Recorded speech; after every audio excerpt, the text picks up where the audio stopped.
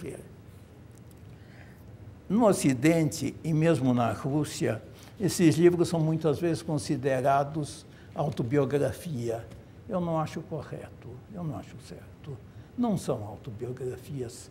Realmente são livros em que entra muito a experiência pessoal dele, mas há uma fabulação, há uma fantasia ali, aliás, muito rica até, mas na base da experiência pessoal. São semi-autobiográficos, mas não se pode chamá-los de autobiografia. Aliás, em português foram publicados pela editora José Olímpio como autobiografia. Na minha opinião, não está certo. Agora, o primeiro desses livros, Infância, foi publicado na Rússia e Arábia, o primeiro publicar-se um livro em revistas, chamadas revistas gordas. Havia o que os russos chamavam de revistas gordas e revistas magras. Revistas magras eram essas revistas ilustradas, como nós temos. E revistas gordas eram umas revistas de cultura. E os russos têm uma tradição de revistas de cultura, revistas gordas. Até hoje eles dizem revista gorda.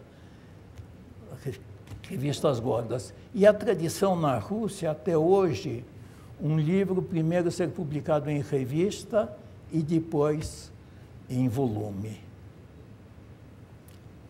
Um romance, por exemplo, sai primeiro, geralmente sai primeiro, hoje menos, hoje em dia menos, mas no século XIX era tradição, era geral.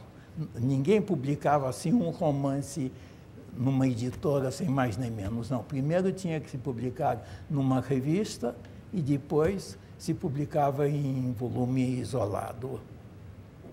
Pois bem, ele mandou esse primeiro livro dele, Infância, para uma revista muito conhecida na época, tudo bem, e ficou se correspondendo com o responsável pela revista. Agora, quando o livro saiu publicado, ele ficou desesperado, porque saiu completamente deformado. Fizeram uma copiadescagem violenta. Agora, compreende-se. Realmente é difícil publicar Tolstói, porque Tolstói escrevia num estilo coloquial, corrente, sem se preocupar, era a norma dele, ele diz isso no diário, que é preciso escrever como se fala. E ele procurava escrever como falava um jovem da nobreza. Então, realmente, os revisores fizeram miséria. Fizeram miséria, mas isso em qualquer país aconteceria. No Brasil também aconteceria isso, em Portugal. Em qualquer país isso aconteceria, porque realmente era o estilo, o jeito de Tolstói. Ele não se incomodava de repetir palavras, às vezes intencionalmente ele repetia. O russo tem mais tolerância do que o inglês e o francês para repetição, mas é mais ou menos como em nosso português do Brasil. Se repete e tal, mas é de bom tom não repetir demais.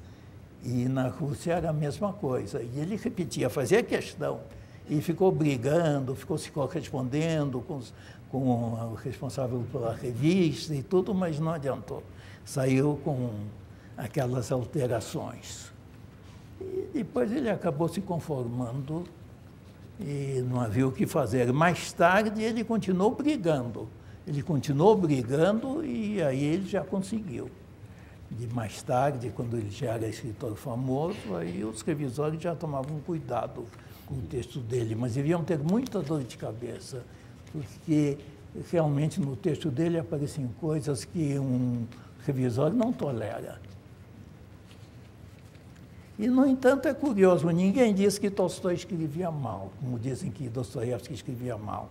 Na Rússia criou-se uma tradição, Dostoiévski escrevia mal, como os franceses também costumavam dizer que Balzac escrevia mal. Mas isso é uma bobagem, escrevia do jeito dele. Ele fazia questão de repetir palavras, deixa ele repetir, qual é o problema, né? Mas os revisores não toleravam.